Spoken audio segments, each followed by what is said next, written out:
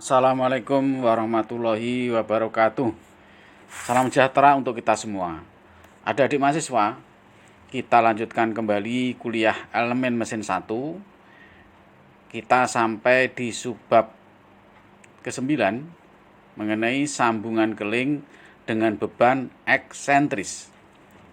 Ketika garis aksi dari beban tidak melewati titik pusat dari sistem keling dan seluruh keling tidak menerima beban yang sama, artinya semua keling, di situ ada beberapa keling, dia tidak menerima beban yang sama.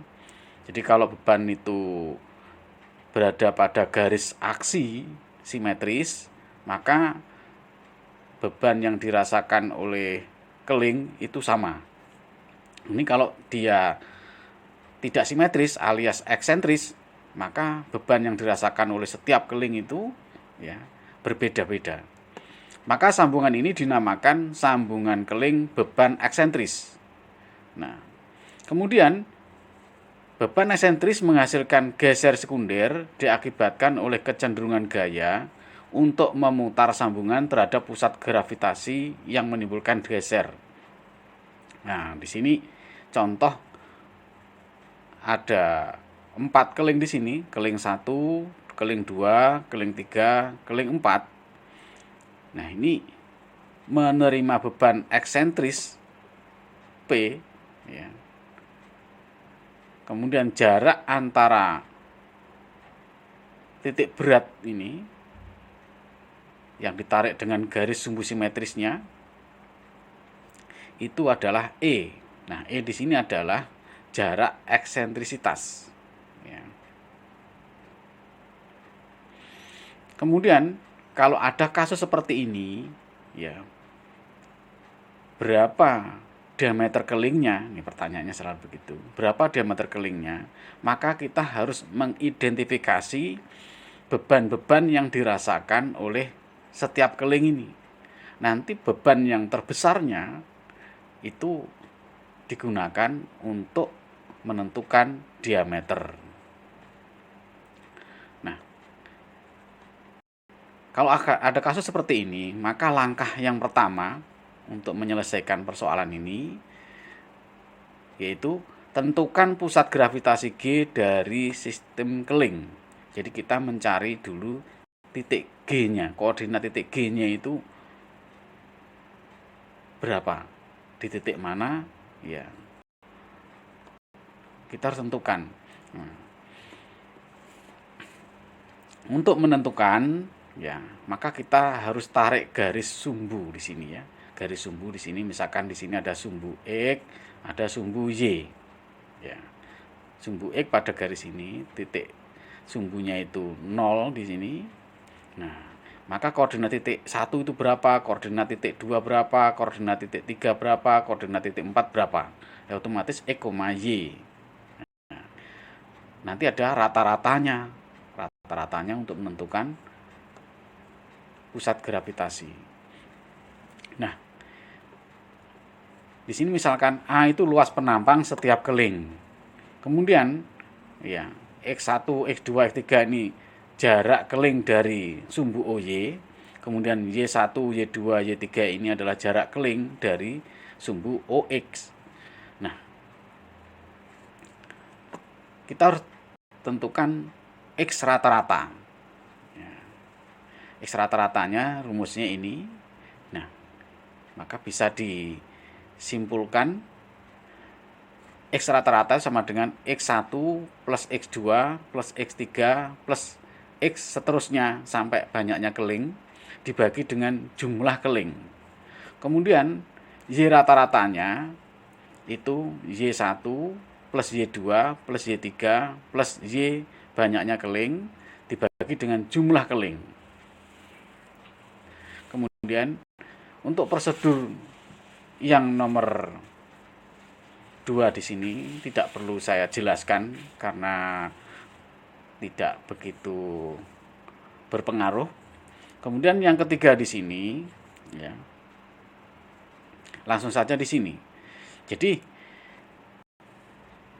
akibat gaya P di sini yang punya jarak eksentrisitas dari garis sumbu titik beratnya di sini, titik pusat gravitasi di sini, itu menyebabkan ada dua gaya yang diterima masing-masing keling. Yaitu akibat P itu ada gaya langsung, ya, gaya langsung yang dirasakan oleh keling, dan gaya tidak langsung, artinya gaya sekunder. Ada gaya geser utama. Jadi akibat P di sini yang dirasakan oleh keling ini, tiap-tiap keling ini itu ada beban geser utama dan ada beban geser sekunder. Nah, gitu ya. Jadi, nah, beban geser utama atau langsung itu sama dengan PS, ya, sama dengan P dibagi N. Nah, P di sini beban P tadi dibagi dengan banyaknya keling. Kalau kelingnya ada 5 ya dibagi dengan 5. Kalau 4 dibagi dengan 4. Nah, PS ini sekunder, shear, geser, ya, beban geser utama. Kemudian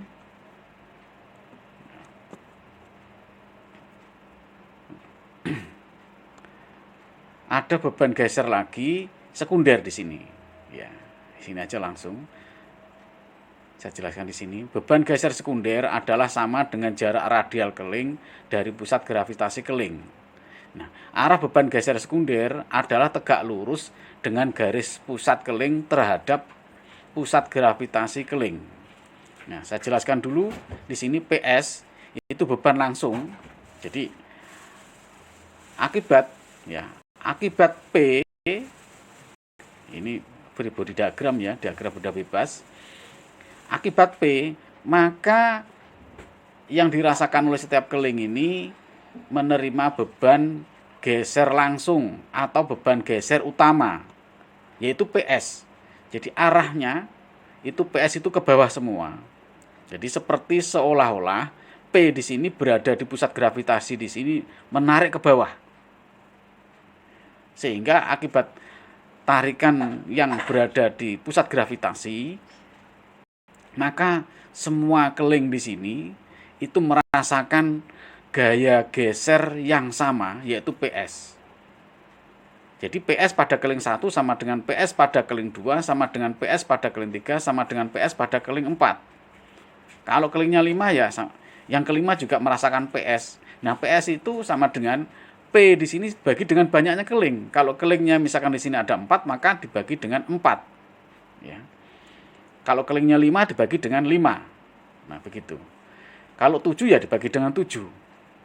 Jadi semakin banyak keling, maka PS-nya semakin kecil. Karena satu beban ini dirasakan oleh banyaknya keling itu. Kemudian tadi ada beban, ini kalimat yang ini, ya, tegak lurus dengan garis pusat keling, yaitu F1, F2, F3. Di sini adalah beban geser sekunder. Beban geser sekunder ini akibat eksentrisitas. Pada jarak E di sini terhadap pusat gravitasi G di sini, maka keling 1 di sini itu beban geser sekundernya itu F1 di sini tegak lurus dengan garis yang ditarik dari G menuju ke titik pusat keling 1 di sini. Nah, arahnya kemana? Arahnya searah dengan P. Kalau P di sini cenderung dia memutar, momennya itu memutar searah jarum jam, maka F1 di sini juga ke kanan searah jarum jam. Ya. Kalau P-nya ini ke atas, maka F1 di sini ke bawah. Ya, ke atas berarti cenderung berlawanan dengan arah jarum jam dari titik G di sini. Maka F1-nya juga ke kiri. Itu kalau P-nya ke atas. Kemudian keling 2 juga begitu. Tegak lurus dari garis yang ditarik dari G di sini ke pusat sumbu keling yang kedua di sini. Nah, arahnya CW ke kanan di sini. Yang tegak lurus di sini. Nah, di sini tegak lurus. Jadi garis L2 di sini tegak lurus. Kalau G ke keling 1 itu L1. panjangnya L1. Ya. Kalau ke keling 2 L2. Nah, ini tegak lurus. Jadi garis L2 di sini ke F2 di sini tegak lurus. Ya. Arahnya searah jarum jam. Kemudian untuk keling yang ketiga F3 ini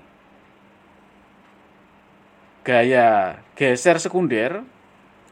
Untuk keling yang 3 ditarik garis L3 di sini panjangnya itu tegak lurus.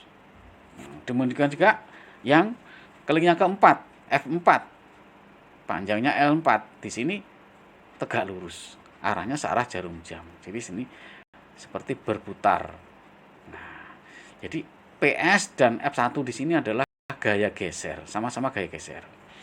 Kemudian ya, selanjutnya di sini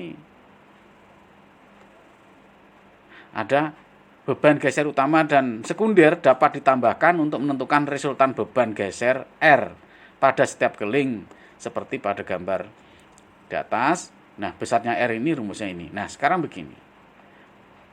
Besarnya R di sini, R ini resultan gaya pada keling 1, pada keling 2 dan seterusnya. Ya.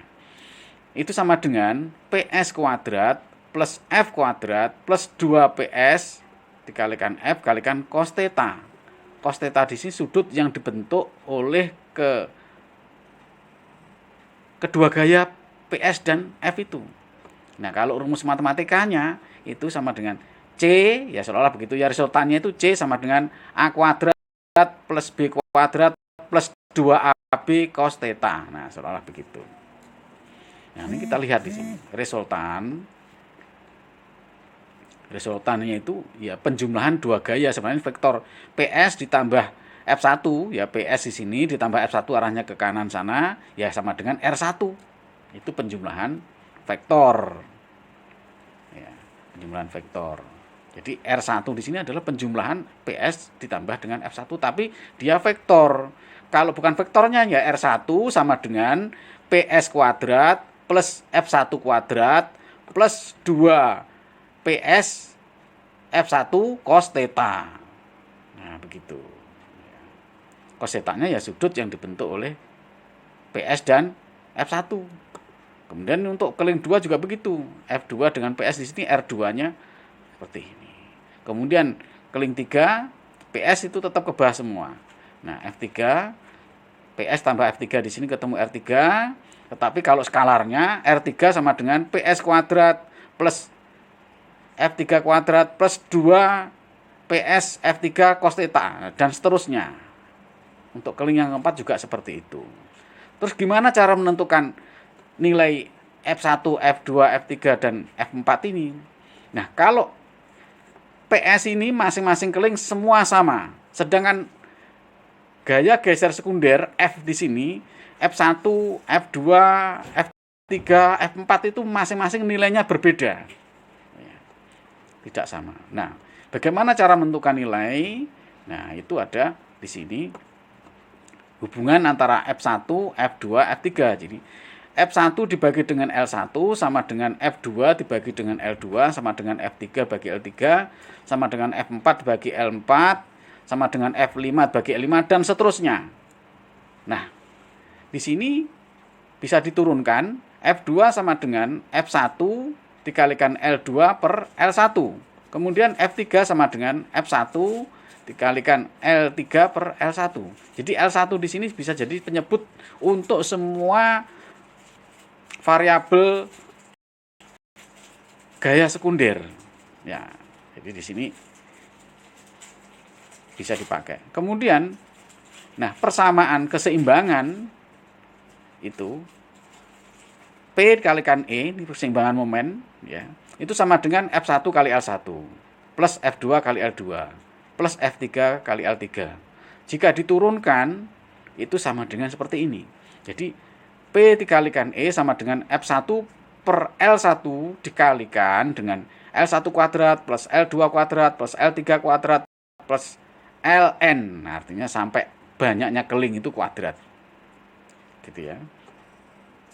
Nah, kemudian yang terakhir, setelah dicari yang terbesar nilainya, ya, dicari yang terbesar nilainya, ya, R-nya ini yang terbesar, maka dimasukkan nilai R yang terbesar itu, kan kelingnya itu kan ada sekian, ada 4 misalnya. Nah, dari keempat keling itu R yang terbesar itu yang mana? R yang kedua atau R ketiga atau yang keempat, dan seterusnya. Dimasukkan ke sini, R-nya itu yang terbesar itu, kemudian sama dengan pi per 4, sama dengan ini diameter kelingnya, dikalikan dengan tegangan geser yang diizinkan. Nah, tegangan geser yang diizinkan ini sudah diketahui dari sifat material. Ya, R-nya dari perhitungan.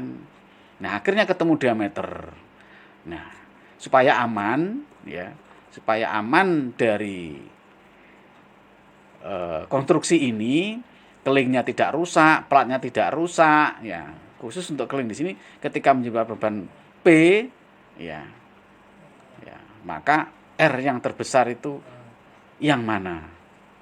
Nah, itu seperti itu, ya. Jadi tugasnya mahasiswa itu, ya, adalah menganalisa di sini. PS-nya berapa, F1-nya berapa, sehingga ketemu R. Nah, R yang mana yang terbesar? Ya yang panjang. R yang panjang inilah yang terbesar. Kalau ini pendek kecil. Ya, ini R2 apa R3? Nah, begitu. Artinya sudutnya yang kecil. Nah, karena rumus R di situ yang sudutnya terkecil.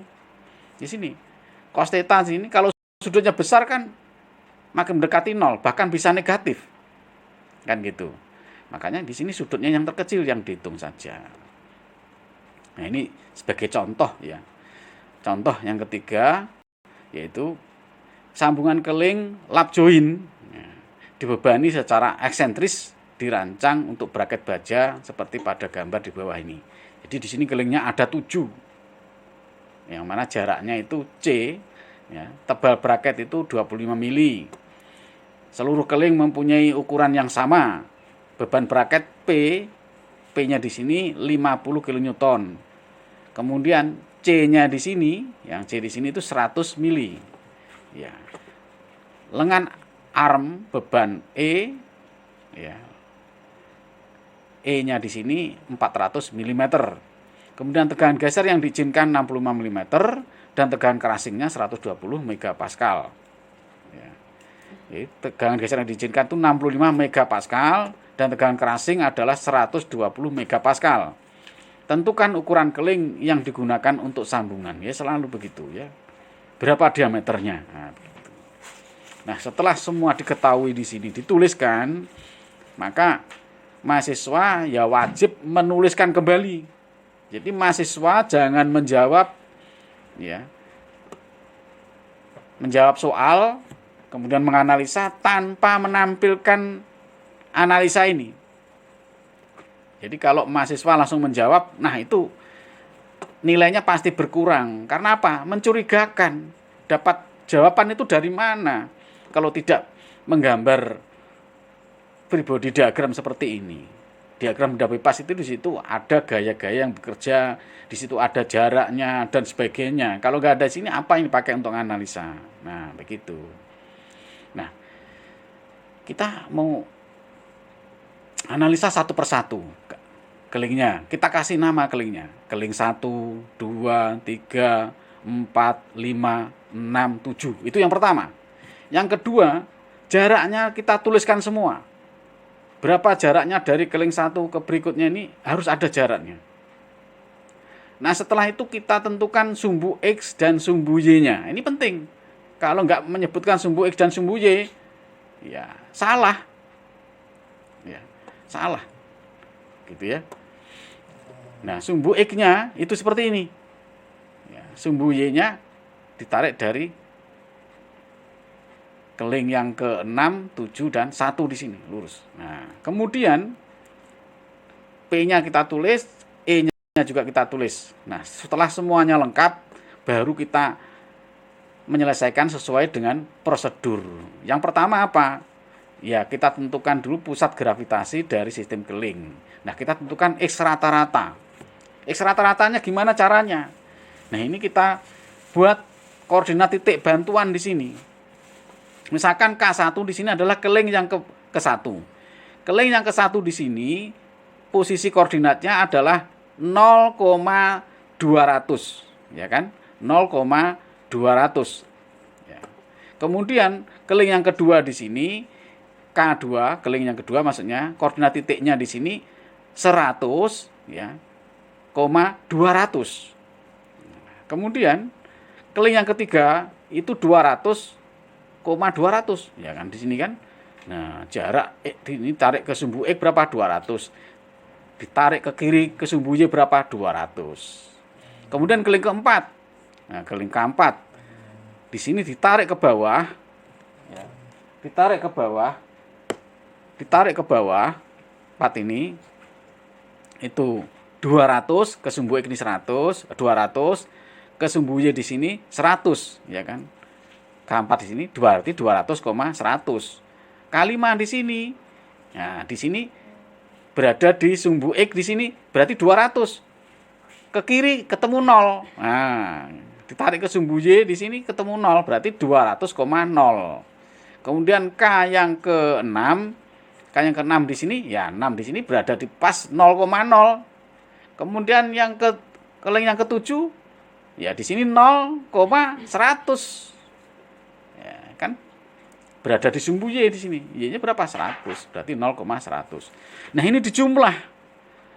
Jumlah untuk sumbu Y-nya di sini, sumbu X-nya di sini 100 tambah 200 tambah 200 tambah 200 tambah 000 ketemu 700. Kemudian di sini 200 tambah 200 tambah 100 tambah 100 ketemu 800. Jadi di sini maksudnya kalau kita pengen menentukan X rata-rata yaitu X1 tambah X2 dan seterusnya sampai X7 dibagi dengan jumlah keling, maka di sini totalnya di sini ya sama dengan 700 di sini. 700 dibagi 7 sama dengan 100 mm. Kemudian yang Y di sini ya Y1 plus Y2 plus Y3 dan seterusnya dibagi dengan N-nya ada 7, di sini sama dengan jumlah ini. Ya, penjumlah ini ketemu 800. 800 bagi 7 ketemunya 114,3. Jadi masih silahkan mau menghitung dengan cara seperti ini boleh, ya. Dengan ini langsung seperti ini, kemudian ini 700 ini bagi dengan 7. Ya, mengikuti kaidah ini saja. Langsung di sini diisi 700 bagi dengan 7. Yang di sini langsung diisi 800 bagi dengan 7 ketemu sekian. Nah, saya menyarankan mahasiswa menggunakan cara ini ya supaya tidak ada kekeliruan, ya. Ini jalan pemikiran. Kemudian nah, pusat gravitasi G dari sistem keling pada jarak 100 dari OY dan 150. Jadi di sini berarti koordinat titik rata-ratanya itu 100,114,3. Maksudnya X-nya di sini rata-rata itu 100, ditarik dari O di sini ke kanan itu 100, ditarik ke atas itu 114,3. Nah, di sini G di sinilah koordinat titik 114,3 mm. Nah, begitu ya. Jadi koordinat titik pusat beratnya di sini jika ditarik ke bawah itu 100, jika ditarik ke kiri itu 114.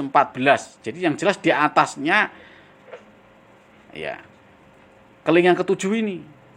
Ya. Nah, begitu. Jadi mahasiswa harus hati-hati untuk menentukan titik G di sini.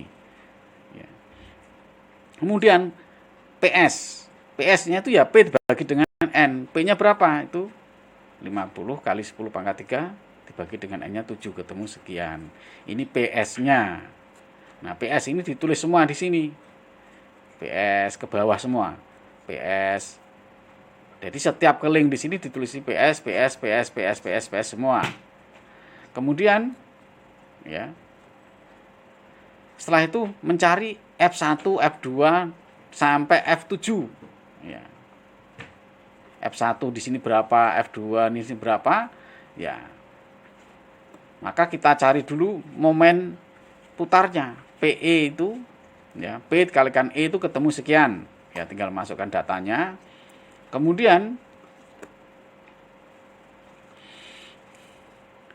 F1-nya ya. F1-nya ini dia ditarik dari sini L1 tegak lurus ke sana. L2 F-nya ke sana. Kenapa ke kanan?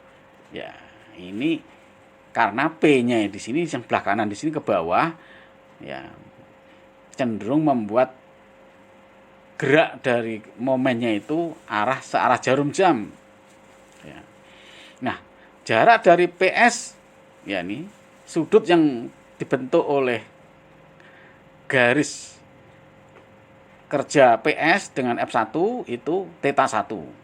Theta 2 di sini pas siku-siku, ya, antara PS dengan F2 di sini. Kemudian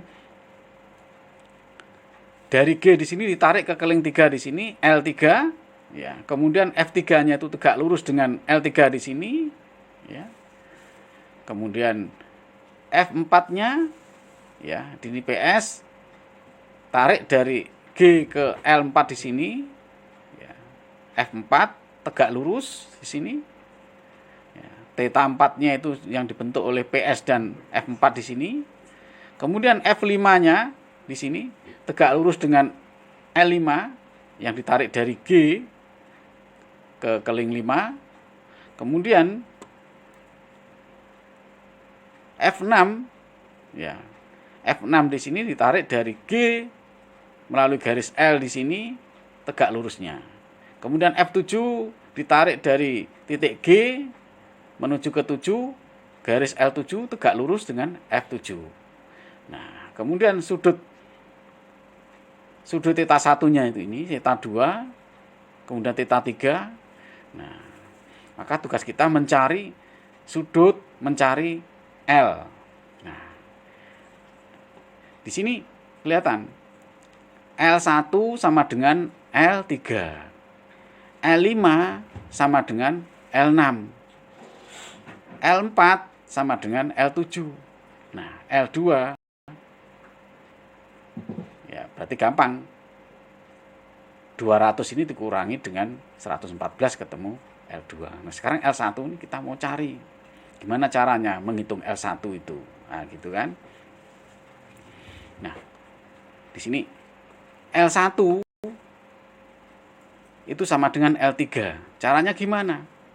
Ya, 100 kuadrat plus 200 min 114,3 kuadrat. Jadi L1 di sini sama dengan jaraknya dari 1 ke 2 di sini dikuadratkan, ya, plus L2 kuadrat. Lah, L2 kuadrat kan sama dengan di sini panjangnya 200 ini dikurangi 114. Nah, L3 sama dengan L1. Kemudian L4 gimana caranya? Ya, ini 100 yang ini, ya, 100 kuadrat ini ditambah dengan berarti 114 ini kurangi dengan 100. Nah, gitu kan. Kurangi dengan 100. Ketemu nanti jaraknya dari keling 4 ke garis G horizontal ke kanan ini berapa jaraknya yang ini. Nah, begitu ya. Berarti tinggal 14,3 kuadrat ditambah dengan 100 kuadrat, ya ketemu L4. L4 sama dengan L7. Kemudian L5. Ya gampang. Ini kuadrat 114 kuadrat ini ditambah dengan 100 kuadrat. Nah, ketemu L5. L5 sama dengan L6. Nah, semua sudah dijabarkan di sini, mahasiswa tinggal mempelajari kembali. Nah, kemudian setelah semuanya tahu, maka P dikalikan E sama dengan F1 per L1 dikalikan dengan L1 kuadrat, L2 kuadrat, dan seterusnya sampai L7 kuadrat. Semua variabel di sini dimasukkan saja. Ya, di sini. Saran saya mahasiswa tidak menggunakan rumus ini, walaupun misalkan L1 dengan L3 ini sama, digabung begitu ya. Mahasiswa yang langsung menggunakan rumus ini banyak yang mengalami kesalahan, ya, banyak mengalami kesalahan. Nah, setelah itu ketemulah F1 sama dengan 24.244 Newton. Nah, setelah F1 ketemu, maka dengan menggunakan persamaan perbandingan bahwa F2 itu sama dengan F1 dikalikan L2 per L1, kemudian F3 sama dengan F1 dikalikan L3 per L1. Nah, ketemu semua nilainya itu. Nilainya ketemu.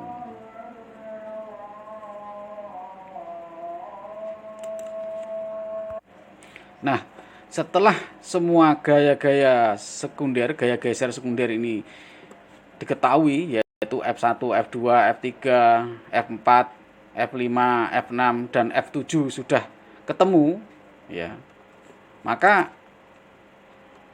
kita selanjutnya menentukan sudutnya, ya, sudut yang dibentuk oleh PS dan F, ya, gaya sekunder, ya.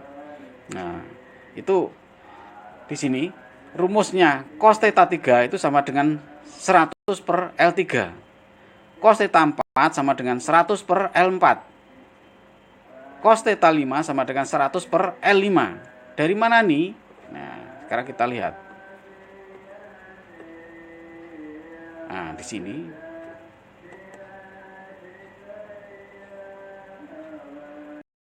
sini 100, ya, di sini sudut yang dibentuk oleh theta 1 di sini, PS ini, ya, theta 1. Oh, di sini begini. Kita mencari sudut yang terkecil, ya, kita mencari sudut yang terkecil. Yang kecil di sini yang kurang dari 90, yang kurang dari 90. Di sini keling 3, keling 4, dan keling 5. Kalau keling 1, 7, dan 6, 2 di sini ini 90 itu cos theta, cos 90 derajat itu kan sama dengan 0, ya. Maka otomatis ya kecil resultannya. Nah, yang sudutnya itu 90 ke atas itu nilainya kecil. Makanya dicari di sini theta 3. Nah, di sini cos theta 3 yang di sini itu kan sama dengan sudut yang ini sebenarnya. Theta 3-nya itu di sini. Nah, ini theta ini sama dengan 100 dibagi 100 yang ini dibagi dengan L3. Kemudian sudut theta 4 di sini ya sama dengan yang di sini.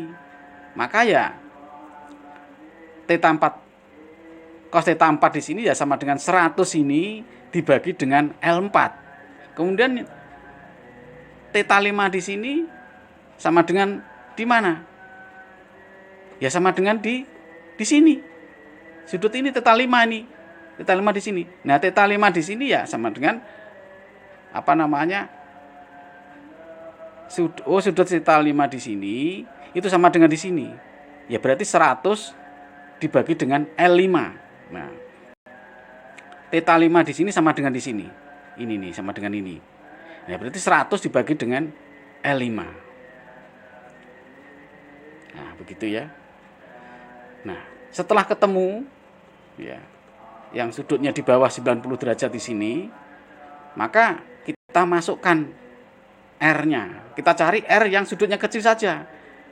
Di sini sudut theta 3, keling 3, keling 4, keling 5. Maka resultannya kita cari ya resultan yang di keling 3, keling 4, keling 5. Nah, R3 itu PS kuadrat plus F3 kuadrat plus 2PS kalikan F3 kalikan cos theta 3. Semua variabel dimasukkan, mana yang terbesar di sini. Nah, yang terbesar ternyata keling yang kelima. Maka keling yang kelima di sini kita menentukan D-nya itu dengan menggunakan resultan pada keling yang kelima. Sehingga keling yang kelima di sini dimasukkan di sini R-nya. Nah, sehingga ketemu D kuadratnya sekian atau diameternya 25,5. Sehingga diameter keling 25,5 mm. Nah, dan dihubungkan dengan diameter kelingnya. Oh, diameter lubang keling. D ini diameter lubang keling 25,5, sedangkan diameter kelingnya itu 24.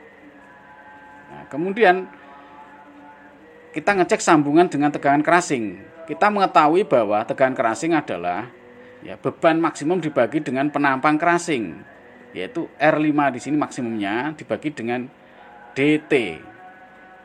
Ini diameter kalikan tebalnya. Nah, itu ketemu sekian 51,95 megapascal. Ketika tegangan ini di bawah tegangan crashing yaitu 120, maka desain adalah aman. Nah, selanjutnya, nah ini mahasiswa mempelajari sendiri ya. Di sini ada contoh-contoh ketika ada beban P di sini, kelingnya ada 9, maka gaya-gaya PS, gaya geser utama dan sekundernya seperti ini. Nah, demikian yang dapat kami sampaikan ya. Mahasiswa mengerjakan